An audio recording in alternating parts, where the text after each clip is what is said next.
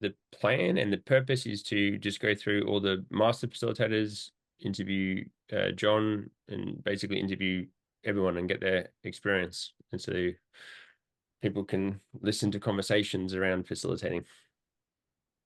Sounds great. Yeah, I think that would have been super useful back in the day. So I think that's a great idea. Yeah. Um, Speaking of back in the day, how did you find yourself experiencing the method? What led you there? You want the short answer or the scenic answer? um, I'm not sure which one I want. Which one is the most interesting for the facilitators listening? Well, I mean, it's context matters. Like, what do you mean found myself to experience the method? Obviously, it was, without a void, there's not a value. Some certain experiences happen after school. If you'd like me to go into that, the challenges that led me to actually develop an interest in it, or how deep would you like me to go? Yeah. But you can start from birth if you like, but any sounds good. Um, yeah, I mean, after school, I had a few humbling years. After getting a rugby scholarship to go to possibly the most affluent school in my country, I was surrounded by, a lot of wealthy people. And whilst you're at school, it's easy to kind of exist in that bubble and feel like I was operating at a certain level of society. But after leaving school, it was a rude awakening as to, the socioeconomic background that I came from and was rudely reinitiated into. Basically meant that after feeling like my life was on a trajectory that I felt really kind of proud of, being in leadership in school and achieving, first team sports and all that sort of stuff. When I kind of got back home to the small town after school finished, my series of events occurred, starting with both my parents going financially bankrupt, being legally declared bankrupt, followed by my mom ending up in a coma, which is not my story to share, but I'll just say that, it was related to a dependency on pain medication. And whilst that was all happening, I realized I didn't have enough money to go to university the following year. And then ceremoniously, my girlfriend at the time, who I thought was destined to be the love of my life, was instructed by her family to go break up with that white trash. And all of that kind of culminated into like, okay, I'm not too chuffed with the trajectory of my life. And, I felt, like I said, I felt pretty confident and successful in all the normal metrics at school. And then to find myself sitting there feeling like, okay, I feel like I'm on a trajectory of mediocrity was, super humbling. And I literally, for the first time in my life, picked up a book, which, like many people, for me, it was Monk Who Sold His Ferrari, and then Rich Dad Poor Dad, and then The Secret. And The Secret led me to eventually to John. And yeah, in 2000, well, yeah, in 2007, so I left school 2005, 2007, I found myself doing the Young Adults Inspired Destiny program with John, which was amazing. And yeah, I guess that was my first introduction to John, where I was studying engineering and, I found myself desperately wanting to get a career that would put me on a more financially stable path in life and a more social respect path. And that was basically the criteria of like what to study. But I didn't love it. I knew from the beginning, like engineering wasn't meaningful to me. And that made studying engineering extra difficult. So I found myself sitting in Young Adults Inspired Destiny with John, just saying to him how I'm failing calculus. I got 28% for my first year calculus. And I just couldn't see, how I was going to get to the end of this degree and get my financial stability and get my social respect and get my trophy girlfriend. And that was my first introduction to him, where he literally not paused, like he took that opportunity in that full day, one day workshop. We literally spent about 2.5 hours in front of everybody, just linking calculus to my highest values. And at the time, my highest values was entrepreneurship, well, girls, golf, and entrepreneurship. And I was like, this is ridiculous. I don't know how you're going to link calculus to that. And he was very patient for the first half an hour. And obviously, with the pressure of the room, he started getting like holding me really accountable. And, you know, his mastery, he was able to bring in some very abstract, interesting associations in my mind with the intricacies of engineering and bringing that back to my values. And, you know, the following year, I got 94% for calculus. So I was just like, okay, Wow. there's something to these principles. And, you know, obviously I didn't become more intelligent. I just found meaning, and that I can't say that I loved calculus and engineering, but I definitely went from like a deep have to like, this is something I actually want in my life. And that proved to be enough of a shift to be proactive in how I approached studying and asked for help and did past papers and things that just wasn't on my radar, you know, the year before. So, you know, that was my introduction to John in 2007. And then after I finished my engineering degree and finally had an income, I attended my first breakthrough in 2012, where I did a collapse on my mother, which was, you know, quite profound. It's difficult to communicate that to people, you know, when you see the light and you see the room disappear and you see your mom's eyes. It's very difficult to articulate that to people, but that was my experience, and it was a powerful one. Then from that point, John, that was the first breakthrough. Where did you go from there? Did you then want to dive into everything? Did you take a pause from it and go and explore other things, or what was kind of the next step for you? Yeah, I mean, I got back to work the following day, I mean, Sunday to Monday, and I downloaded the, difficult to talk about moments that really inspired you without getting emotional, but I downloaded the master certification curriculum, and I just sat at my desk at work and just went through all these things. You had a very comprehensive list of all the things to do, and it was a detailed list of the chapters of all the different appearances. And I was just like, okay, sign me up. You know, I was only earning, you know, after tax $1,000 a month at the time, but I was just like, I'm just gonna, you know, do everything I possibly can. And through a combination of, say, borrowing a bit of money from my girlfriend at the time, who's my wife today,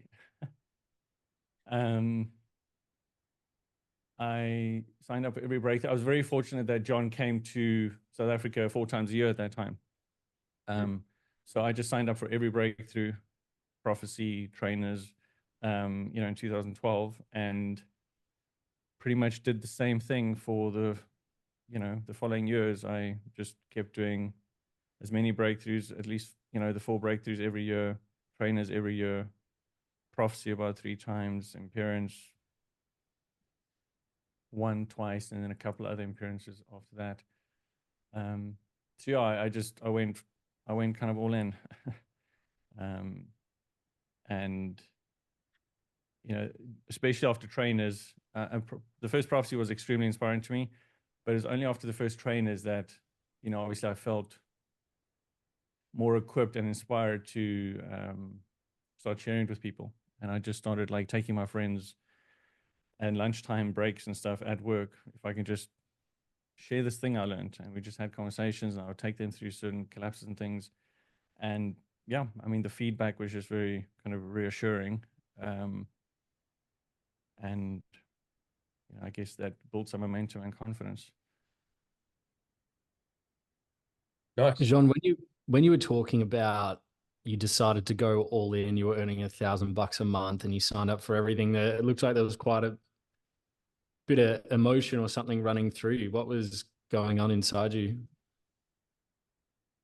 You know, I guess you don't always take the time to reflect on these things. Like,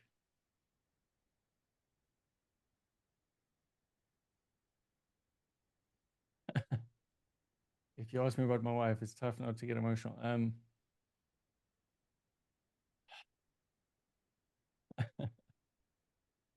What flashed to my mind was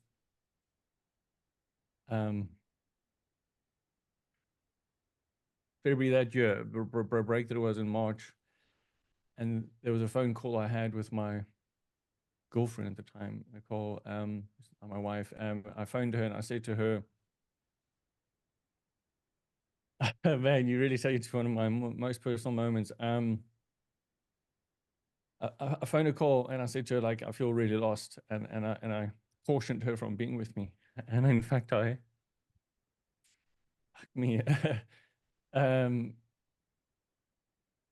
I strongly recommend that she doesn't stay with me, because I felt so lost, and I thought it wasn't a wise decision for her to, because she was so committed in us that I just felt, I don't know where the fuck I'm going, so it just wouldn't be wise for you to presume any leadership or, you know, certainty or clarity from me. And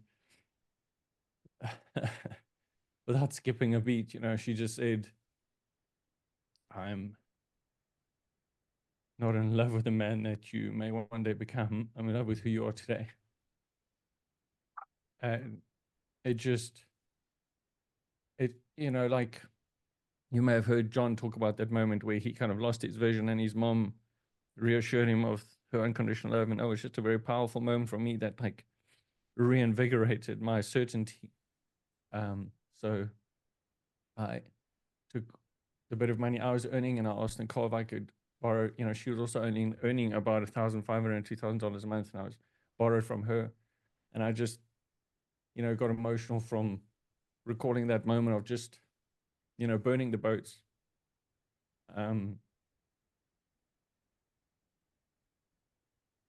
And, you know, that it paid off. Like, I paid my wife back with interest at the end of that year. And, you know, it was very useful to have that financial incentive to want to apply what I'd learned straight away. Sorry. Oh. Because it really made me proactive. You know, I recall finishing trainers for the first time, and the very next day, I went to a little grocery store to get lunch for Nicole and I. And as I walked out the grocery store, there was a lady standing outside begging for money. And she caught the corner of my eye, and I just kept walking.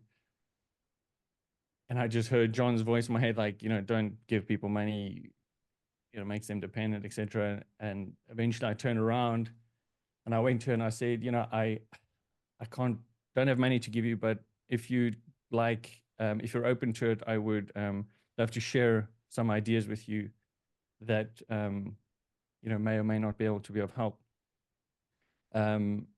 After that, I asked her basically why she felt she landed up on the streets, and what she felt was the cause of that. And, you know, she immediately got emotional. And as she was sort of sharing that her mother had died about 3 months before that, and her father was on drugs and stuff, and things just kind of spiraled out. But the moment she said grief and death, my facilitator hat was like light bulb, like, that's something that I have certainty about, but I wanted to know that this stuff works for somebody who has no value on it, no indoctrination on it, that hasn't been taught or exposed to any of it. I was yearning that certainty. So I asked her if I can be of assistance, and she responded that it was a Saturday afternoon, that's when she made her most money, and she can't step away from the grocery store thing. So I asked her how much she made on a Saturday afternoon, and she said 200-300 rand, which I guess is like, I don't know, 30, 50 US dollars. So I said to her, okay, if I give you the money, will you come with me? She thought I was fucking nuts. So I basically paid my first client. and we went to a little burger joint called Steers. And yeah, we sat there for about 3 hours, and I just took her through the method, just through Site C. And I was terrified, but I just terrified in the sense of how she's going to respond and understand the context of the questions I'm asking her. And why am I asking her these questions? Like, what trait? Like breaking a grieving lost into traits. She's never heard the concept of a trait, and just going for it. And you know, literally 3 hours later, having two people who, it's like a tiny burger joint, like 3 tables, and the 2 people on this table turned around and they were facing us. And by the end of it, like, she's crying out of tears of gratitude, and these 2 people are just sitting there, like, intrigued. So, you know, that just gave me the certainty to just really go for it and start Demartini Method groups and really have the confidence to, you know, start getting a return on the investment. So, like I said, so I can pay my wife back and have more money to keep learning, I guess. Was she the last client that you paid to be a client? Yeah.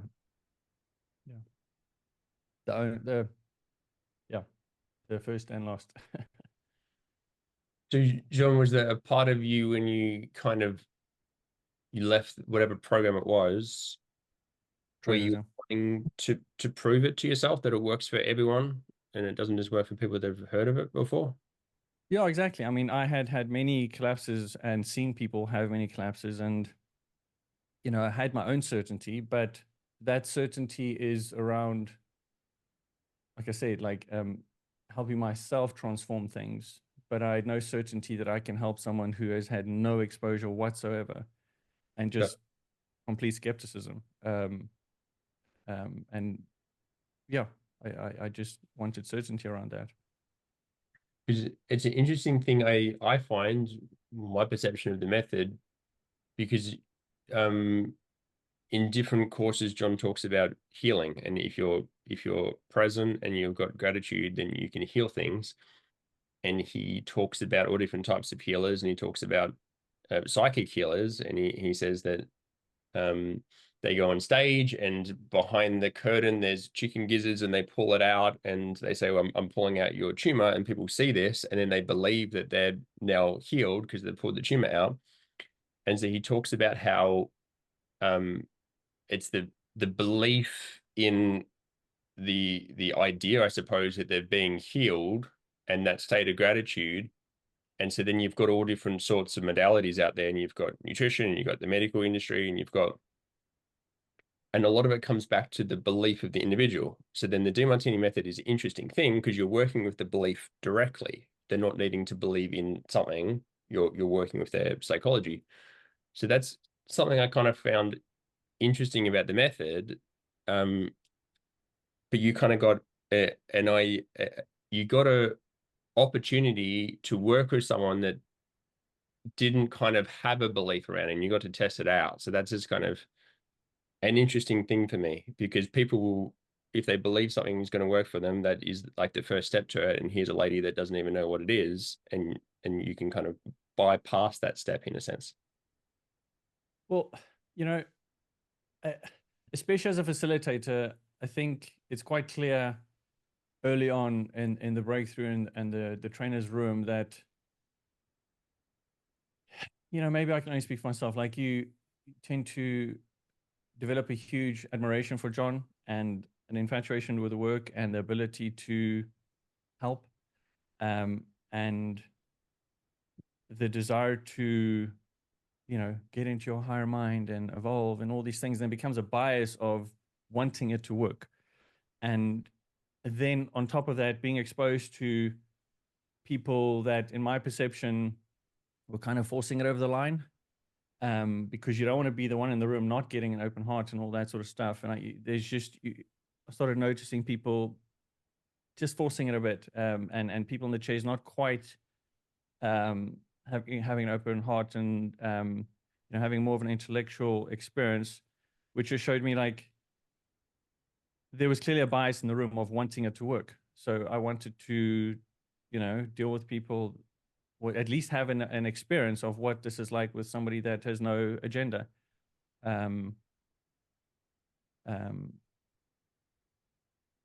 Yeah. After that moment with that lady, what was sort of, and it didn't have to be the next immediate client or whatever, but what was the next sort of experience where it just gave you that next level of certainty in it and in yourself with it? Yeah, I think within that month, I offered my best friend, who had been exposed to John, I think, with an evening talk, and he's really inspired by the ideas, but hadn't had enough of a value with our little income at that time to commit to like a breakthrough. So I just made him an offer and said to him, trying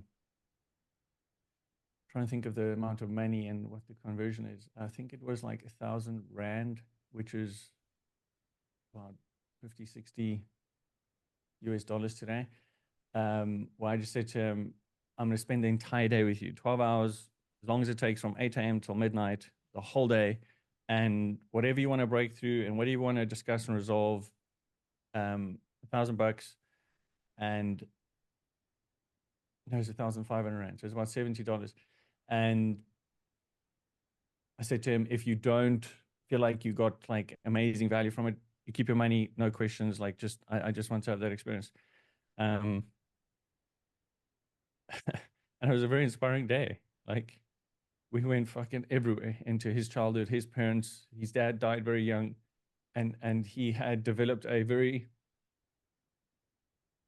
unfavorable view of himself because of being the one guy in his social group that grew up without a dad, and just hitting the shit out of that. Just to get to the end of that day feeling like he got a bargain, like really. Again, I'm getting emotional because at the end of the day, I went and sat in my room and I got paid to do what I love. And it was like a paradigm. It was a complete paradigm shift. You hear people talk about this, you get paid to do love and all this stuff, but it's such an abstract concept until you experience it. Because at that time, I was in a very limited paradigm of earning a fixed income in a job that I hated. So the idea of spending a day, I would have paid him for that without question. And to get paid to do that was a paradigm. And then another girl who studied with me that also showed some interest in Demartini. So I doubled it up and said 3,000 Rand, which is what, $250 something. I said to her, $3,000, 3,000 Rand. I don't know, $300. I'm going to spend the whole of Saturday and the whole of Sunday with you. And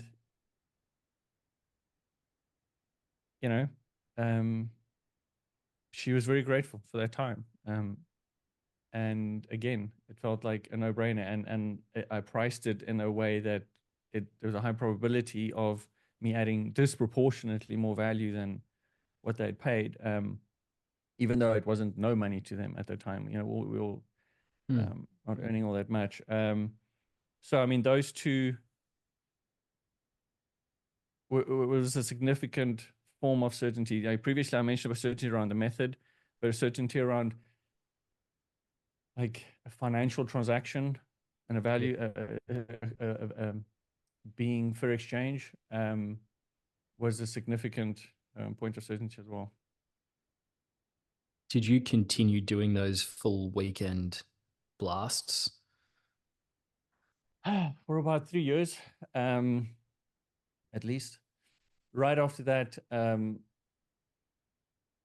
I started getting the first few 2 or 3 people in the prophecy room, just friends, who just saw that I was very inspired by the facilitator path, and they were more independently successful entrepreneurs that didn't want to be facilitators, but they wanted to benefit from the work. And we just openly discussed, like, they want to benefit from the work and I want to develop momentum and on this career path, and just made them an offer they can't refuse by giving them like a package of 30 to 50 hours where it was like 150 Rand, which is, what's that, $10-15 an hour. just so that they get the opportunity to benefit from the work and I get the opportunities to do a ton of hours. So for the next 2-3 years, every single night, 7 days a week, from 6 p.m. after work till about 9-10 p.m. And then on Saturdays from 9 a.m. till 6 p.m., I just saw clients nonstop. So I can't remember the question. The original question was if you kept going with those big weekends, Yes. and then how that developed. Yeah. From there. So yeah. And that led to a very big paradigm shift as well, because selling those packages and then renewing them coincided with a goal I'd set of, well, first replacing my engineering income. So I still remember the month where I literally made like 1,000 Rand more from facilitation than from my engineering income. Wow. Which was like, wasn't a ton of money. It's like $1,200, but it was amazing, that psychological independence from this job that I felt entirely dependent on for status and security, to at least get the security, just the door cracked open slightly. But given my void on finances with my parents going bankrupt, I had a pretty significant void around finances. So, I just worked 6-7 years of starting a real estate company to be able to pay to go to university, and then getting to university to get the secure job. So it was a lot of effort to get security. So I wasn't just going to give that up willy-nilly, So I set a goal for myself that when 6 consecutive months, I earned 3 times my income through facilitation, then I have to take the plunge. I thought that would take a few years. Universe called my bluff. It happened within that first year. And I was still terrified to take the plunge. So I took what felt like a slight detour, which we can go into. But yeah, eventually, September 2013, I went full time, and I have been working full time as a Demartini facilitating with the Demartini Method exclusively since then, for the last 11 years. Wow, that is a lot of hours. It's about 12,000 hours. 12,000 hours at least, one-on-ones. 11 years, yeah. For the facilitators that are listening to this, a lot of them are maybe new to the work, and they're in the situation you're describing right now. And so they're, I don't know where they're at, but they just come out of the training program, or they just come out of breakthrough, and they're wanting to do what you're now created for yourself with facilitating. What kind of advice would you give to those individuals who are where you were just describing and in that position now?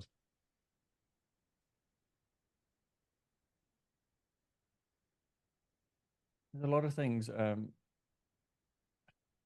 think I'll start with the simplest. The simplest things I did that I think had the greatest impact for how much effort it was. I definitely started with saving my money. Like from February 2012, I initiated an automatic savings, and that has been going ever since. And without having that savings build up to, on the one hand, pay for attending some of the courses, and then also having the savings grow and the inspiration to have it keep growing, giving me incentive to get a return on the investment of investing in the courses, so the savings can keep accelerating and not stopping that. I mean, it gave the necessary financial growth and stability to be able to charge more, to be able to, over time, become not dependent on my career for security. Without that very seemingly simple step, I can't. I wouldn't have been able to collapse myself using the method to get to that level of financial stability and composure compared to just saving, if that makes sense. You know, sitting, dissolving the fears and all that would have been inefficient compared to actually just saving. Even though I had to dissolve a bunch of things, which I'll get into. So it's very simple, but it was very, very significant. I also remember I got to a point where I got frustrated by not taking action on it. And that was only like a month after doing Breakthrough, but I was still like, this is inspiring. Why am I not taking action on it? And one day I just sat down. It was on a Sunday afternoon. I said, I'm not getting up until I feel inspired to serve people, and we'll take action on it. And I just wrote like 350 benefits of serving people to overcome some of the fears around. So there's more benefit than drawback in putting myself and taking the risk and serving people. Just to clarify, Jean, on that one, so in that position, you were wanting to link serving people, or you were in a position where you wanted to link the financial? Just some more clarity around that one. So the linking of the saving happened from listening to John's 12 Secrets to Financial Success, I think. It's a 12 disc or something thing. I listened to that nonstop driving to work on repeat. And that did a lot of the linking. So by the time I had linking, I only had to add like another 50 on paper. But I was, you know, already had a big void on the finances as well. So, but the linking there was specifically about serving people and taking the risk and the responsibility of serving people and finding the benefits of that. You know, definitely contributed to me stepping out and doing a Demartini Method for groups just about every week for at least a year or two. And in connection with that, what really helped also was asking for help and kind of mentorship from master facilitators. I also wanted to, I guess, prove to myself, because I so inspired to get to this master certified level of competence, that I wanted to associate and expose myself to their wisdom and skill level. So I was very fortunate that Ilza, who was, I think, the first master certified facilitator, between her and Perry, Sean, and Clarissa, and I happened to have her, you know, live in my neighborhood. So and she owned and ran a psychology center. So I volunteered for free to just co-teach the Demartini Method for groups with her that she was hosting every week. And within 3 weeks, she said to me, I can run with it. She had seen that I was comfortable, and she let me, you know.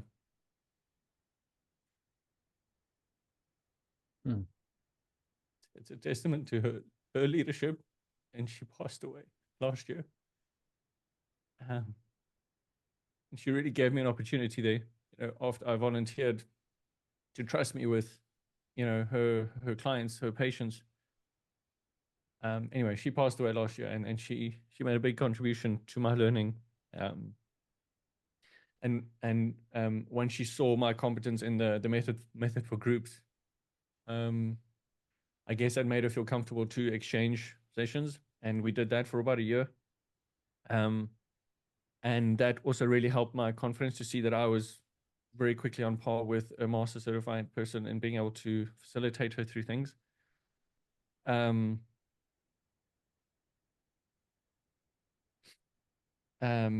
then, you know, another major thing that I think assisted my momentum, which I already alluded to, is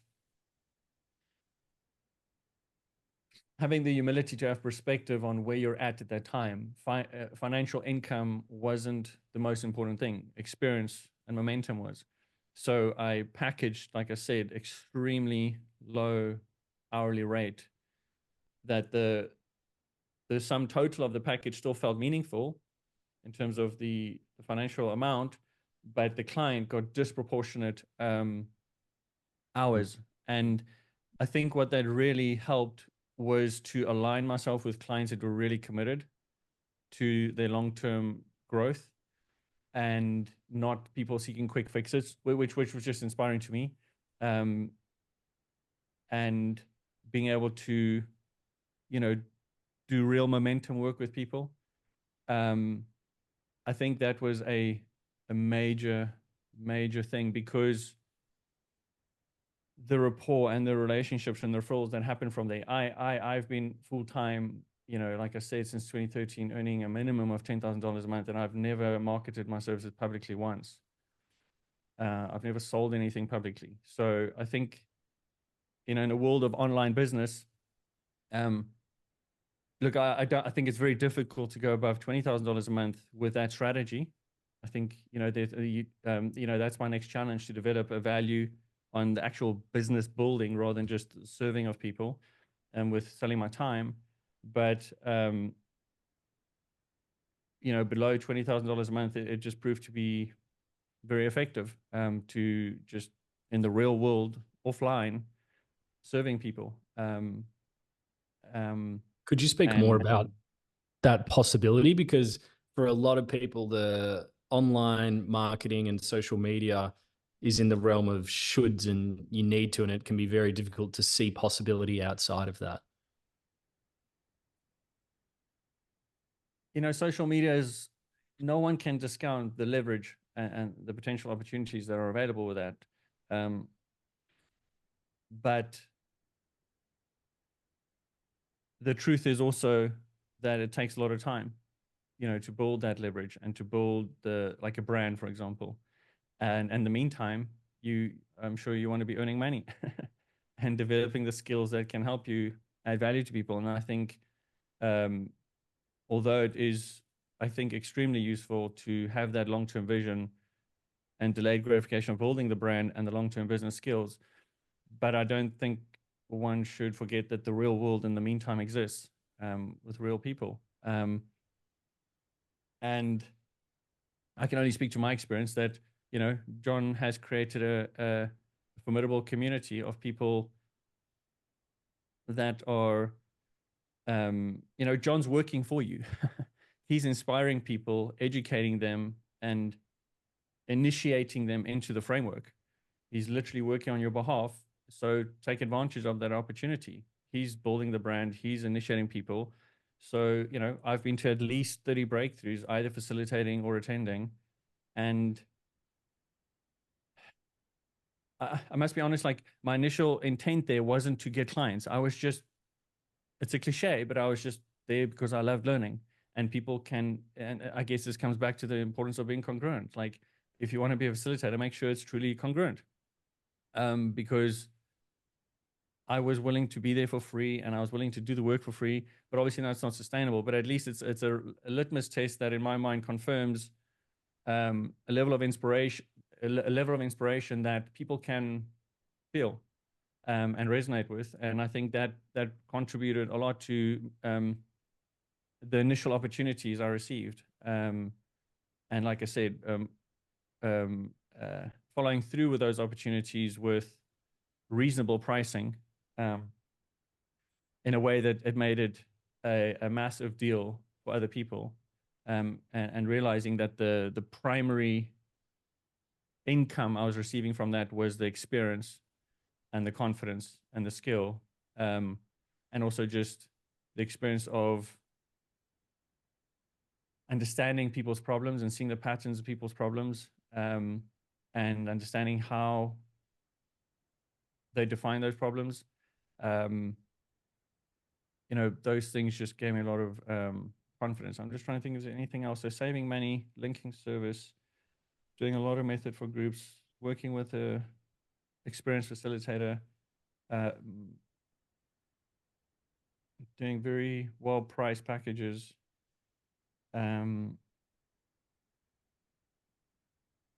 Oh, almost left out the most important thing that I did, actually.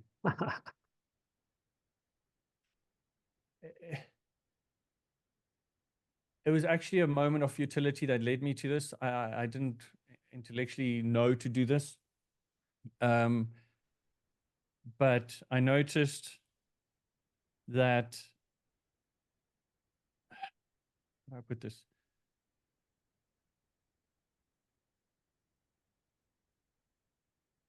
There was a lot of pride in helping people and an addiction to intellectual respect and feeling valuable that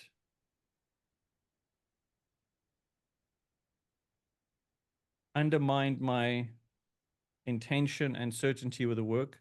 Because even though intellectually I knew that it's only transformation, there's no more pain than pleasure, there's no more gain than loss, there was still this subconscious game going on quite strongly that if somebody's coming with a problem, I'm there to solve the problem, which means I bought into the idea that there's a problem, which is antithesis of the Demartini framework.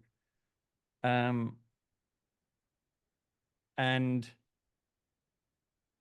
the way I approach that, what I'd recommend someone consider doing is to actually, all of us know we're prompted to do collapses on John, but I think it is important to do the collapse on the actual method.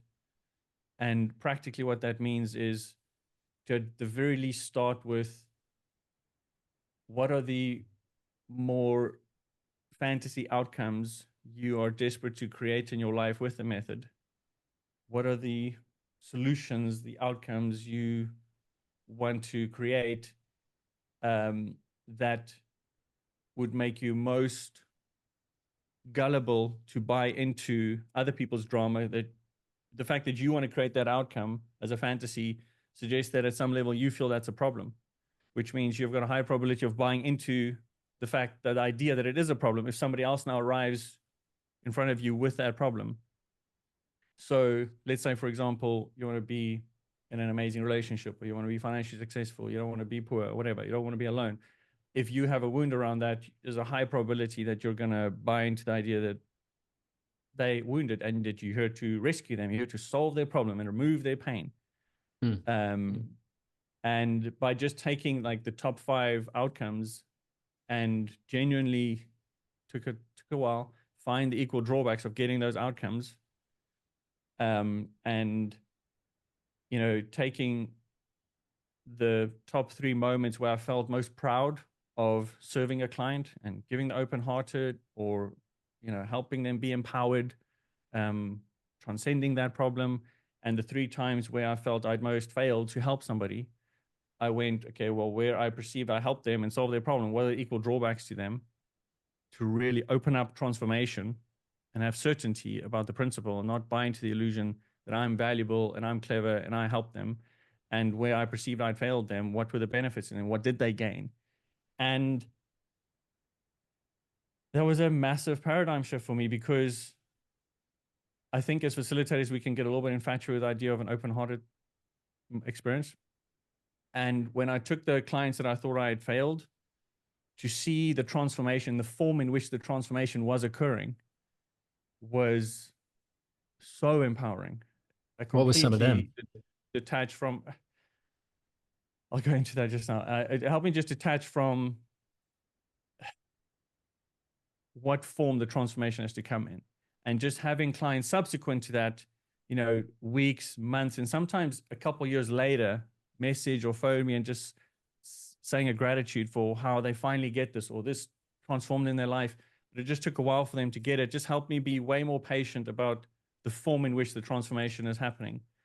But just to emphasize, the punchline there for me at least was to break my addiction to the idea of being valuable by solving a problem. Because I have such a big void on intellectual respect, my voids, as I think with most people, from my observation at least, influence our highest values to have a fantasy component in there.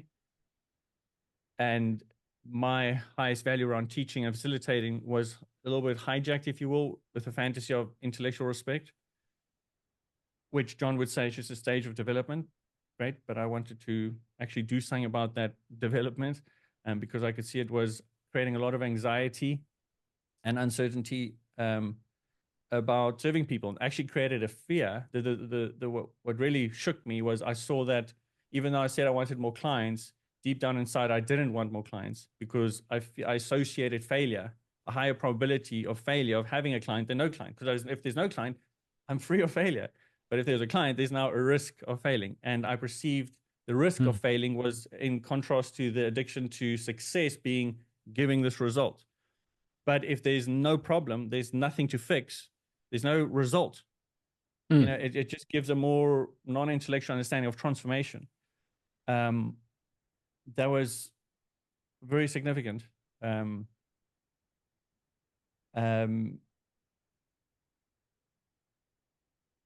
Yeah. So it's like dissolving, you know, the fear of failure through dissolving that desire of success in, Well, specifically the success of the providing pride. a result of seeing someone's. So I'll give you one example from last month. I had this woman arrive with the extreme emotion, crying, suicide attempt because her husband is what she perceived to be a sex addict, having sex with multiple women every day, at least 13 times a day. It's one of the more extreme scenarios I've seen in that regard. And she's sitting there with symptoms of extreme depression and anxiety and suicidal thoughts and extreme low self-esteem. And, you know, 10 years ago, I would have interpreted that as this pain needs to be resolved. And empowerment, there was a sneaky definition in my mind of empowerment means this pain goes away. Intellectually, if you ask me, I'd say, no, of course not. There's a transformation. But practically in my mind, that was the secret agenda. And compared to, you know, resolving that sort of pride just enables me to sit in front of someone like that and not for a second buy into the idea that there's even a problem here. And the intention and the certainty from which you ask questions can just disarm that mask within seconds of just holding her accountable to what are the benefits here, as opposed to, you know, how do I fix this problem? How do I find the benefits of this perceived problem, metaphorically? And normally with my pride driving the agenda, I would go down a very detailed labyrinth of trying to find all the pain points and try to diffuse the pain, as opposed to having this type of certainty has more and more enabled me to, with someone like that, instead of spending weeks trying to diffuse that pain, we very quickly got to the fact that actually she doesn't have a problem with her husband, which is why she's been in that relationship with him doing that for 10 years. What's actually going on is she felt ashamed that her peers were judging her for being okay with it. So it's a very different, you know, she shows up with the tears of, my husband doesn't love me, my husband is a piece of shit, my husband this. But very quickly, we were like, actually, just through a series of different agenda questions, it just became very clear that, well, there's a reason you've been in this, 10, 13 years. And recently, people are becoming more aware of it. Now they're judging her. She feels the same, ashamed and embarrassed socially for accepting this kind of relationship that her peers and I think her parents think is not the way they'd want a relationship, and projecting that onto her. And now just finding the benefits to her parents, you know, resolved a lot of mask persona trauma there, if that makes sense. It's just, I don't know if that's making sense to you, but just coming with the more and more certainty that it's a paradox, right? We as entrepreneurs and service providers, we're here to solve a problem. But from the Demartini framework, it's like, well, you're paradoxically more able to solve a problem if you don't buy into the idea that there is a problem to start with. Because in my opinion, that's the first step of empowerment. The genius awakening is to realize that you are ingeniously fulfilling your highest values, despite all the complaining and the bitching and the futility and the depression. which was, I'm going on a tangent here now, but a big part of my void is growing up with my mom, perceiving her unfulfillment and the dependency on pain medication that led to multiple divorces, that led to extreme unfulfillment in work, and how the management of finances, everything's kind of spiraled in my perception out of this unfulfillment. And that's my biggest inspiration, is to understand the truth of fulfillment. And it was only after doing multiple collapses on my mom that I finally started. I'm sure it's going to continue as the gift that keeps on giving for the rest of my life, but finally broke the self-righteousness that enabled me to evaluate her condition as unfulfillment, by understanding that there is no such thing as an unfulfilled person. The only way I can measure and judge her as unfulfilled is by projecting my values onto her and going, well, I'm inspired by getting paid to do what you love and love what you do. And it's like, well, if you don't love what you do in life, then you're going to be unfulfilled. And that's why she's unfulfilled. So I buy into the symptoms again. Like, I buy into the perceived problems as indicative of I buy into the perceived symptoms as indicative of there's a problem, as opposed to her teaching me to love unconditionally all traits, and to realize, to break my infatuation of what empowerment and fulfillment is supposed to look like. You express your genius, you get paid to do what you love, and da-da-da-da-da. It's like, no. That's my values. Her values, actually, there's no such thing as an unfulfilled person. She's making every decision based on what brings more advantage and disadvantage to her true values, despite the masks of depression and unfulfillment and whatever. Sorry, so this example of this client now just made me think of, where this initially came from with my mom. That it was just profound to, some of the challenges I experienced or perceived my mom going through is informed my voids a lot, and learning to love unconditionally both sides of that void is just helped me develop incrementally more and more certainty of not buying into perceived problems. And it just gives you a perspective to enter being of service in a way that, like I said, paradoxically enables you to create more true empowerment, rather than the pseudo empowerment of, I'm going to remove your pain and fix your life or something. If that makes sense. There's a few different levels to it, as you're describing, John. It sounds like there was one particular collapse where you worked on some of those proud personas, and it sounds like that particular collapse then allowed you to see a broader perspective on things, because you're not viewing it through the lens of this is success and this is failure, but you're dissolving that persona. So then when you're meeting the person, you've got a greater awareness of their situation. And so as you're describing, because you've now got that greater awareness, because you're not seeing it from this persona, you're not buying into I won't say I have the awareness, because there's no way I could have been aware that, like, this client I just mentioned last month was guilty, felt guilt and embarrassment about her family. There's no way I could have that awareness, but not buying into the drama made me just be able to be more perceptive of what exactly she was actually saying, and what about what she's saying is incongruent with universal laws. For example, bitching and complaining about her husband doing this, and then finding out that he's been doing it for 10 years. It's like, hang on, you're making a decision here about what's bringing more advantage to your values. This is not something that's been happening for a month and now you found out and you're shocked by it.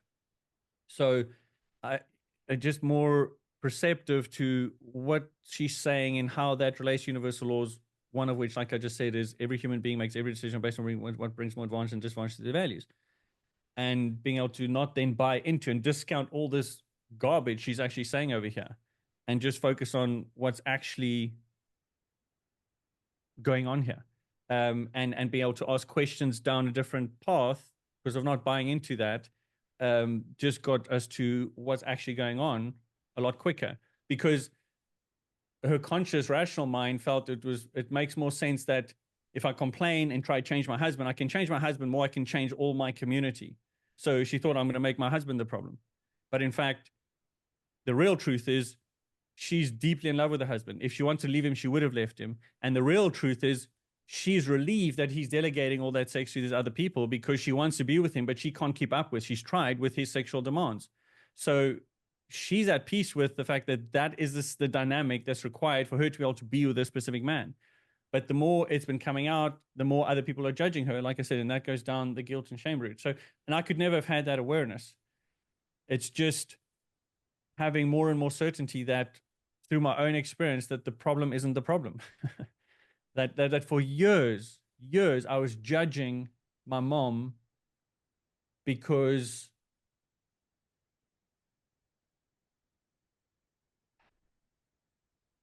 I felt like her pain was my failure. Like somehow I just wasn't able to help her, and I wasn't able to do stuff that would change that. So I had a strong reaction to her being depressed or slurring her speech and seeing her in psychological and physical pain. And I always came to the collapse with a slight agenda of, I'm going to somehow feel better about this and resolve this, rather than eventually coming at it from the angle of, how is this perfect, truly? And I know intellectually we all know that, but how genuinely is it actually serving her values to the point of not being able to buy into the idea that she's in any discomfort whatsoever? And that is literally what I've ignorantly labeled as unfulfillment, disempowerment, or whatever, is simply the most effective and efficient strategy available to her to help her get what she wants. And really seeing that.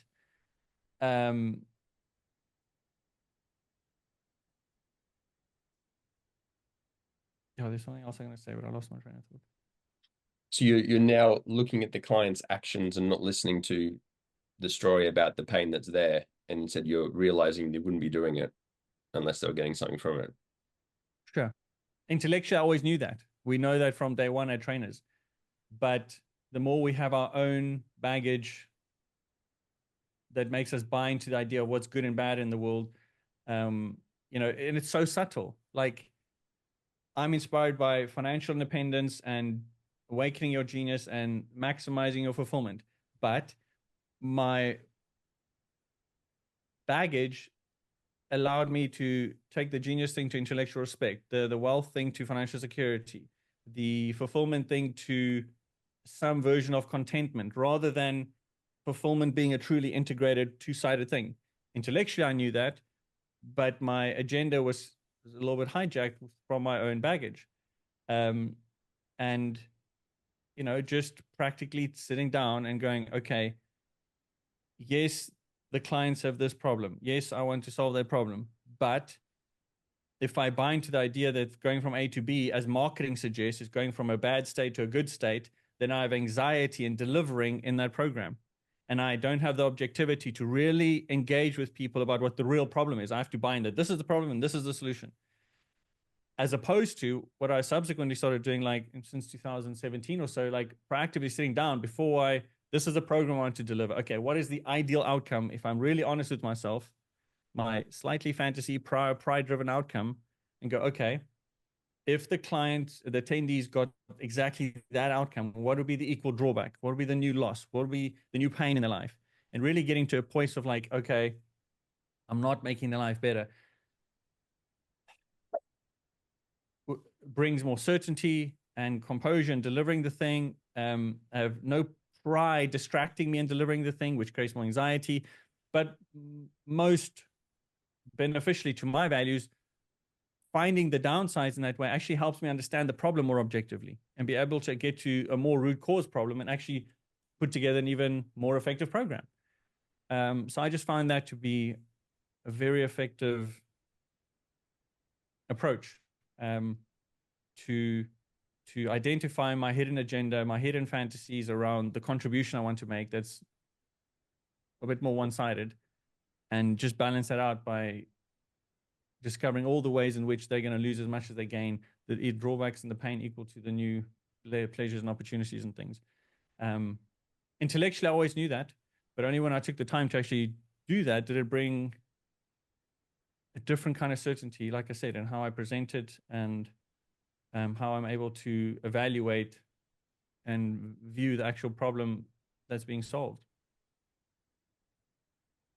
That can be the danger of intellectually understanding things sometimes. Like, it can keep the hidden agendas hidden. We can distract away from it.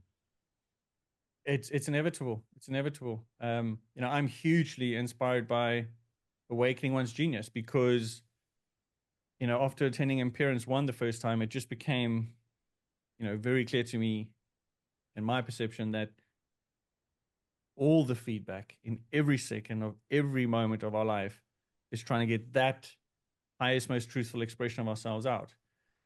And my life is dedicated to that because of my void of the fulfillment that this, in all of my observations so far, is the most direct route to fulfillment, and how that applies to having in what I call genius career vocation, a genius relationship, genius wealth, like everything that's truly congruent. But sometimes the word congruent can get a bit intellectual and having said that, I had a secret fantasy of genius, right? Being more successful than failing, more respected and famous than not, more intellectually respected, more masterful. Mastery was a massive thing, right? More competent than incompetent. But the true genius is competent and mediocre. And that's what I mean by kind of integrating your void as such, so that, because there's a little paradox hidden in the highest value, right? That it's a place where we have the greatest potential to be objective and find meaning and purpose, but yet it's driven by where we judge and don't love the most. Our voids is where we fundamentally, factually judge and have not loved, gives rise to what we value most, and where we are most have the greatest potential to use our highest value to be integrated, to learn to love unconditionally. But it comes from where we're judging most. And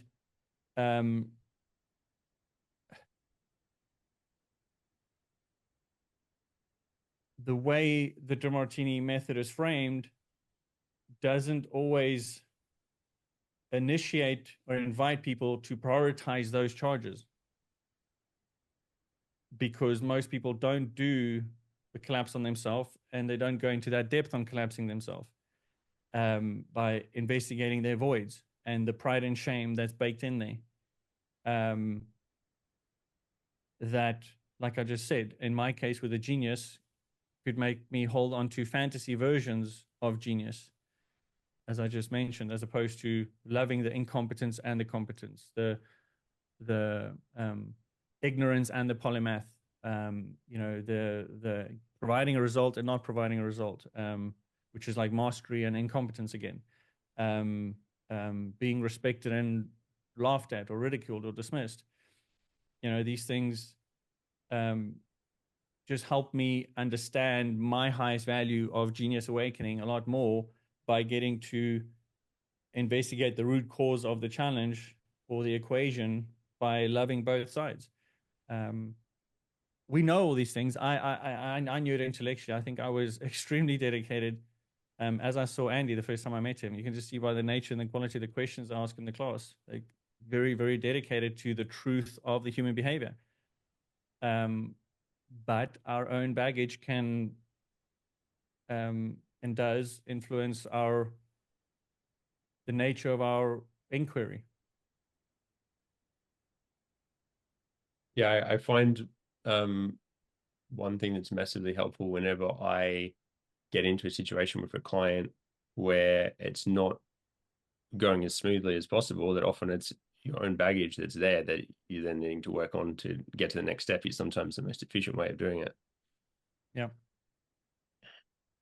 And it's tough, right? Because in my situation, I'm way more inspired to help other people than to do my own baggage. And it's only going through hitting my head a few times like that gave the contextual link in my mind as to, in my value system, why it's to my advantage to do my own stuff, and how that dramatically influences my ability to provide a more sustainable and fulfilling service. And that's not this compensation of pride and anxiety and Yeah. Jéan, after 12,000 plus hours and probably more of practicing the method and your approach in facilitating and coaching, are there some specific sort of Jéan approaches or little changes or differences in how you approach the method? Have you made any of your own columns, for example? Not my own columns, but obviously there's definitely, I strictly use the Demartini method and the values applications. But, you know, as you've seen John, when he does a collapse, he rarely goes through all the columns. And I think the more cliched initial answer is, as everyone has discovered, it's tricky to get the trait accurate, and that can influence things. But I've also noticed that, you know, the more and more people you help a little bit further out the Demartini community, they just haven't been thinking that way. It's very difficult sometimes for them to conceptualize what you mean by these trait actions in actions. And although it's extremely important to get it accurate, sometimes just going on to the next column where they now have to be accountable to the benefit in a specific moment, you know, that just clarifies. You can just kind of refine the trait as you progress. And then if you need to go back and get them to own that piece of the trait, then you do that. But Jéan approach, I think I just hinted at it quite strongly. You know, I've been developing an approach the last few years that I start with their voids to really understand where their secret fantasies and nightmares are. And that has given me a very keen insight into the patterns of the recurring challenges in their life, to you know, really help the clients that are looking for more long-term work. But at the same time, I will just caution someone running with that by saying, I've also ignorantly made the mistake of projecting the long-term agenda to one or two clients that just had a very immediate problem they wanted to solve. And they were very frustrated that I wasn't prioritizing that. So, you know, it depends who you're sitting with. If you've confirmed this is somebody that's buying into a very long-term personal development journey, I think that approach with the voids really helps, but not to lose sight of the fact that people are there, if they are there with a very specific charge, to actually prioritize that. Other than that, the method works. I haven't needed to invent anything. You know, I've seen many facilitators come and go over the last decade, making up versions of the Demartini method. I'd rather just delegate that to John and just master the method. I guess an indirect way of answering that question that I think is become more implicit in my approach, that's nothing to do with changing columns. It's just, again, changing my intention and my agenda, which I think makes a massive difference, is that, again, I can probably just speak from my own experience, but before I arrived in the breakthrough room or the trainer's room, I had my own path in life that I was trying to empower, you know, my own reasons for arriving in that room, that, you know, the big voids in my life that I wanted to empower myself from, the big challenges or problems at the time, that strongly I can see still today is massively part of my overall trajectory in life. But as is often the case, when we infatuate with people, in my case with John and the method, there was definitely a period where I think my identity became too much Demartini Method facilitator, and the method became the thing to focus on, rather than the method being a means to an end, rather than the end in itself. And to not forget your reason for seeking it out in the first place. There's some philosopher, John even talks about it, there's some philosopher, I don't know who it is, but he kind of points at the moon kind of thing, and everybody's looking at his finger rather than the actual moon. or something like that. It's just like this, so many parables of like where people get, whether it is Buddhism or Stoicism or tennis or Demartini Method or whatever, people can get fixated on the method and lose sight that it is a means to an end. That just remembering that and, partly collapsing the method and recognizing that it is a technology to facilitate the fulfillment of my values rather than it being my identity, whilst honoring the objective variables involved in mastering the method.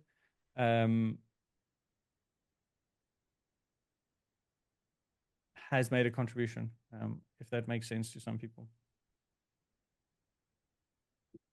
Yeah.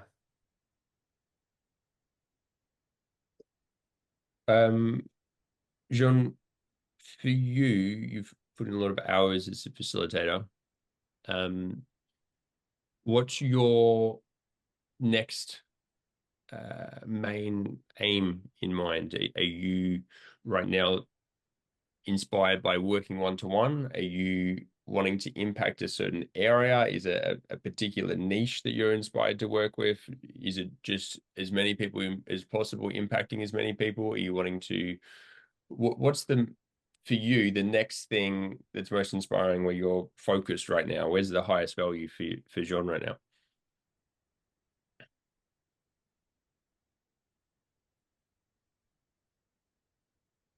My life's demonstrated that I'm very, very inspired by the one-on-one and the 1-2 small groups. But there's also the strategic business side of my life where I want to grow and challenge myself. And the business side of things does hold us accountable to needing to be quite specific and relatively niche in capturing people's attention just because of the principles of marketing and the level of noise out in the world. So there is that accountability, but at the same time, we can see John as a good example of somebody who gave himself permission to teach the more broad thing he's doing and being accountable to communicating each individual part of it in terms of people's values. So I am currently wrestling about how to approach that business challenge, but my long-term focus is very clear, as I've hinted at a few times, that this whole concept in my mind of a genius life, that Thelonious Monk's definition of genius being the one who's most like themselves.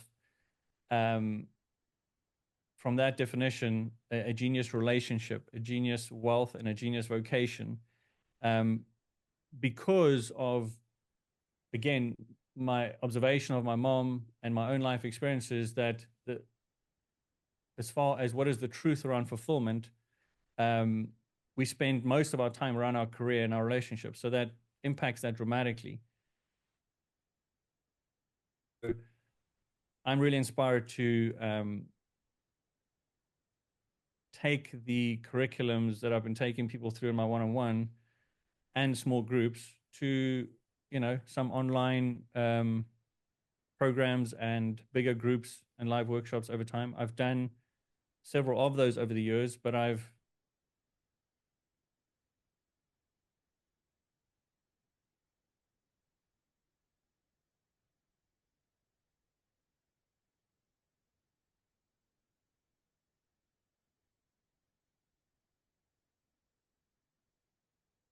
It's cut out.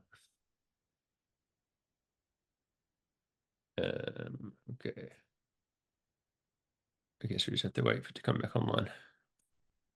Just as it was talking about online. Yes.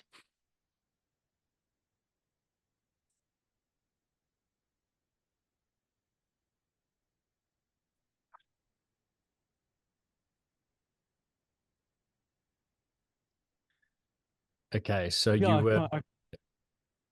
I can't recall exactly, but I was just sharing how I've been doing this stuff offline and wanting to take the curriculums that I have been doing one-on-one and been refining my understanding of to, and have been doing in public workshops, but not publicly social media wise advertising and things.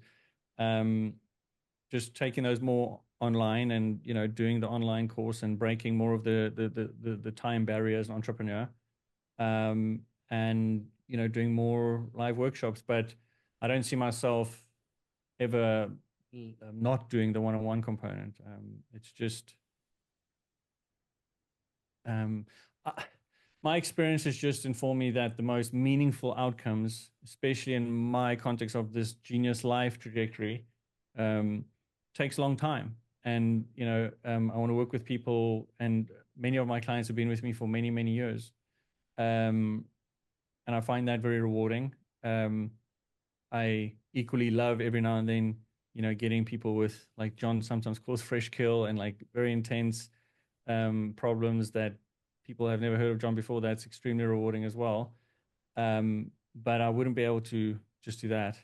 So yeah, I mean, the next steps is just a natural progression of what I've been doing, and just incrementally taking that to more people. But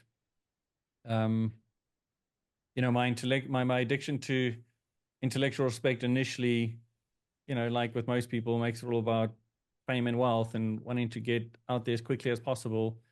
And, you know, it can sometimes make us a bit impatient.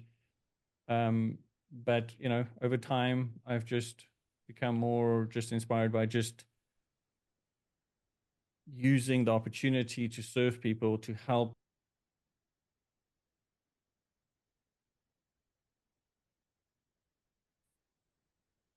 Oh God, do I keep losing you guys? Sorry. It just cut out a little bit. Yeah, so I guess what I'm just saying there is that I've just learned to use, rather than viewing the opportunity of service as just a means to wealth and fame, I've just more and more over time just seen the opportunity to serve as a very rewarding feedback loop of accountability in terms of being able to discover more and more the truth about this thing that I'm calling the genius life, and what's the truth around the real root causes of the challenges of the perceived disempowerment, and the most effective and efficient way to solve those, and to, you know, develop that in myself, because that's, like I hinted at earlier, that's why I approached Demartini in the first place, and not lose sight of that, and the method as a means to an end to that, that I'm there to master that rather than just master the method. Brings a certain objectivity to the method as well. But yeah, it's just a natural progression, serving more people. Question on that, Jéan. So you're talking just now about you see it as like more long-term approach, and you like to have clients that are there long-term and they're discovering their genius, and they're further uncovering that. What do you find typically when you have a new client come on board? They've got some conscious charges they work through, and then once they dissolve these, what's your strategy for helping that client to then go and dig further and find that lifetime growth, where they might just be new to it and just seeing I've only got one charge to do? I haven't had a strategy. I've just observed that people, in my case, have tended to show up initially as it relates to some acute pain around romantic relationship. That's just been the majority of my experience. Some conflict, some challenge in the romantic relationship. That, and I guess my assumptions there would be that because that's the place where people can't escape themselves, like in your friendships and your career, you can kind of retreat from those problems to some degree. But I think your relationship holds you kind of most accountable. And then just the process, there's no strategy, just the actual process of objectively addressing those challenges. Just the nature of the context of what we're talking about brings up the fact about, you know, the things that make you can't love your partner if you don't love yourself. You can't love yourself if you don't have a fulfilling, congruent career.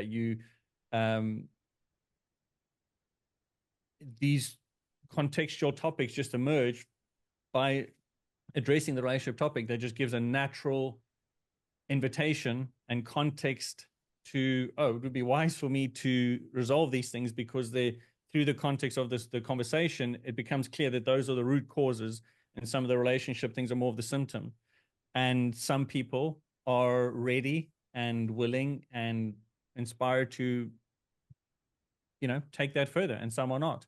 So there's not been a strategy to date, but other than just being effective at addressing that issue and educating them on the root causes as they become quite obvious. Yeah, and then giving people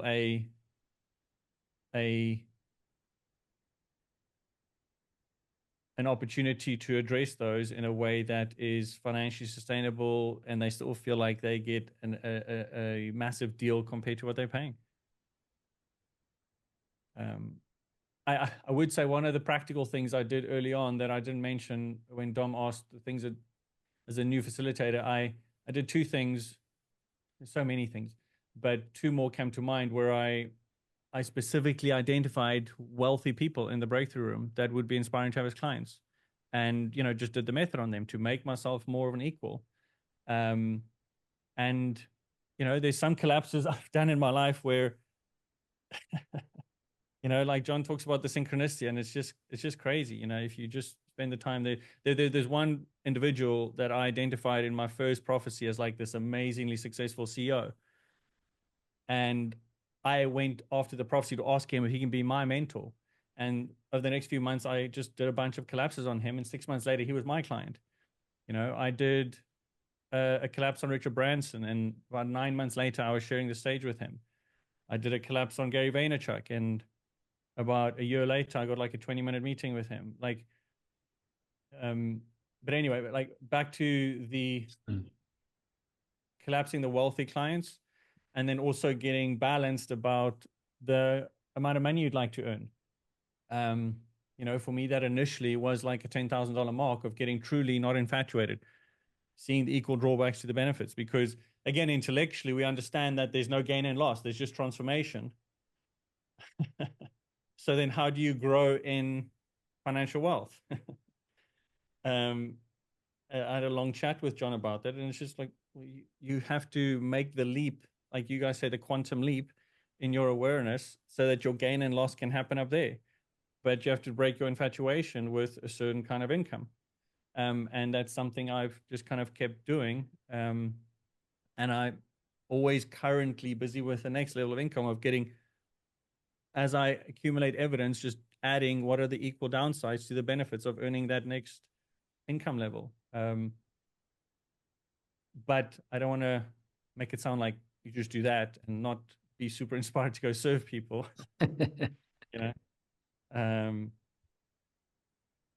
But I think that definitely made a difference. I could just see the way extremely wealthy people, over at least $30 million net worth, well, that for me, that's extremely wealthy, how they started interacting with me in a very different way the more I started chipping away at some of the traits on them.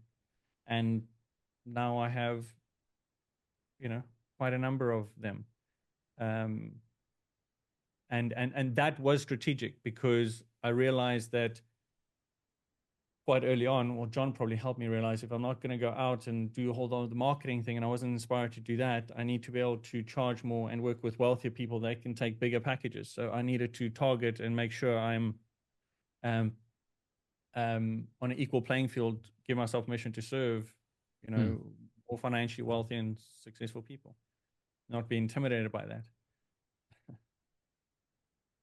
Out of curiosity, do you do surrogacy a lot in your one-on-ones, in your sessions?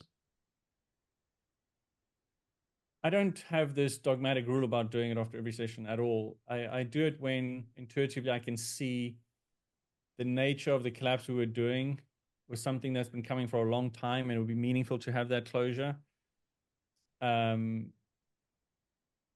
Like just 2 months ago, I was helping a woman resolve an anger that she's had with her husband for about 9 years since the birth of their first child. And she's been holding on to that, and she got to a point of like tear jerking, saying how she can't believe she never saw that, blah blah blah. And I was like, hang on, stop, go talk to your husband. I made her go do a real-time surrogate with her husband because he was in the next room. Asked her, and I knew her husband. Like, just go do the gratitude with him. And the point there being that in that context, there's so much accumulation of resentment that they've had with each other, and he feels misunderstood and stuff, where the surrogate like really consolidated the insights, and it was extremely shifting in their dynamic to share that. So I just kind of use my intuition on that. If somebody's clearly ready and they're at that point, then of course do it, but I tend not to force it. And I just observe, I've had many one-on-ones with John as well, and learning from him, and there's the way that we're trained to do it. And I think it's wise to stick to that approach. But I'm also just observing John and other master facilitators that it's not always about that. It's about serving the need of the client in that given context. And that may be one column, that may be a heart opening, that may not.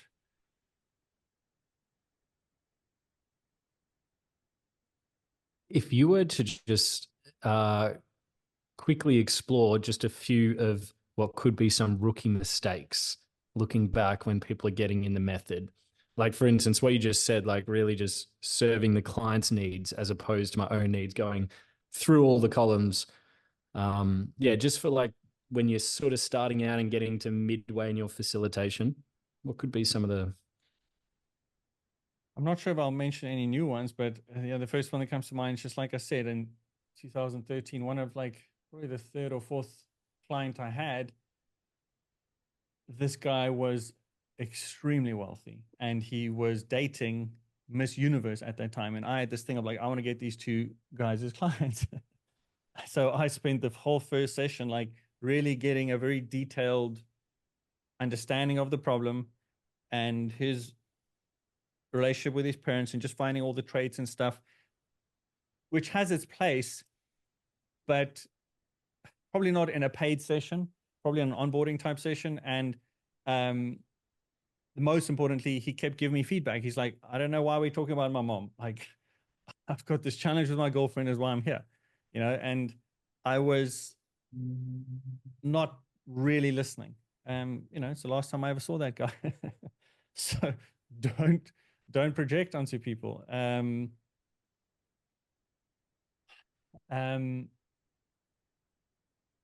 Something I've also hinted at a lot is don't get proud about the amount of money you're earning to price yourself out of the opportunity to get a lot of experience. Just to be proud, I can earn this, or I can charge this per hour. It's like, okay, great. Well, maybe you get paid for one session a year is not going to give you a lot of experience.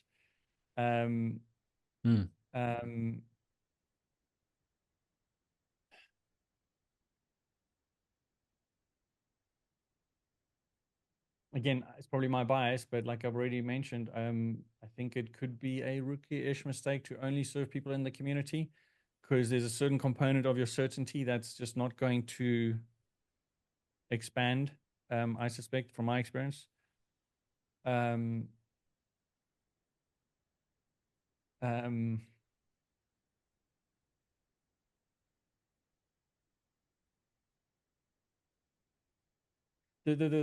far the biggest one, disproportionately, is the thing I've spoken about so much, about just the pride of adding value, and buying into the illusion that you're making their life better, and catching yourself with that time and time again. Okay, I've got a client. I asked them beforehand, what's the problem they want to resolve? Okay, if I perfectly resolve that problem, what would be the new drawbacks to them before the session, so that you arrive with more certainty? I think that is by far the most simple, powerful thing a facilitator can do right from the beginning. Those are some that come to mind. That's extremely helpful. Thank you for sharing those. we're about to wrap up. So Andy, unless you've got another question, we've got a sort of closing question we'd like to ask you, which you sort of hinted at, but it's just sort of wrapping it up. Yeah, let's go for it. Closing question time. Okay, great. Jéan, if you were to die today, what would be left undone?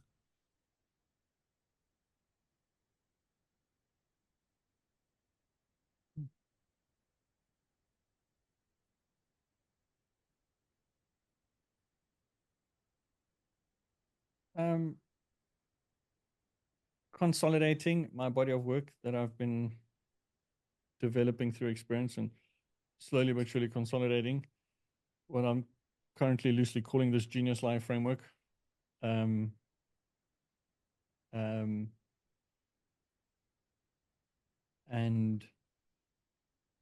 I guess being a little bit further down the road and helping some of those closest to me apply that, you know, like my wife Nicole comes to mind of, you know, being inspired to be an author and get paid to be an author, and I've been diligently assisting her over the last decade to get more and more paid, to go from being a lawyer to more and more paid to write and to write stories, etc. That's a very meaningful project to me that is not yet complete. And she's just a very personal avatar in my mind and heart of the clients I want to serve.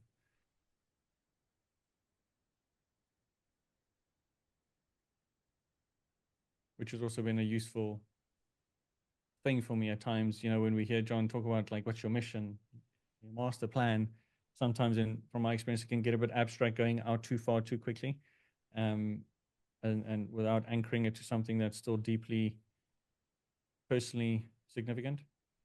But anyway, that's a different topic. Next time.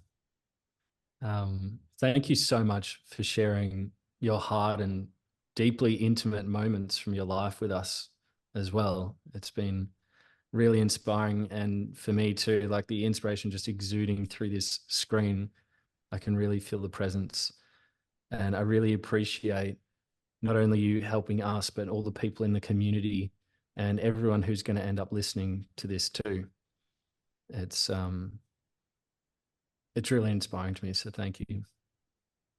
Okay, thanks for the opportunity. I think it's very inspiring what you guys are doing. It would really have been quite a huge help, and especially in those first 2 years, you know, it's scary taking on a paradigm that can be viewed as so controversial. It can be intimidating to pursue a career.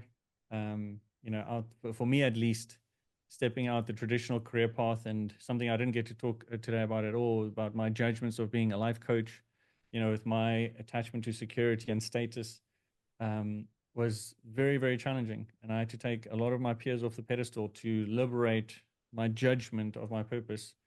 And that judgment was so strong that it made me, for quite a while, not know what my purpose is, even though it was right in front of me, because I was so strongly negating how it's not respectable. So what you guys are doing in terms of creating that community and helping people gain different perspective, because it can be a lonely journey, as most meaningful things are, and it's useful to have some different perspective. And I had the huge fortune of developing, you know, a close relationship with Ilza and Clarissa and John, and that may not always be available to everybody. So thanks to doing what you guys are doing. Awesome. Thanks for the opportunity, John. Thanks, guys. Thanks.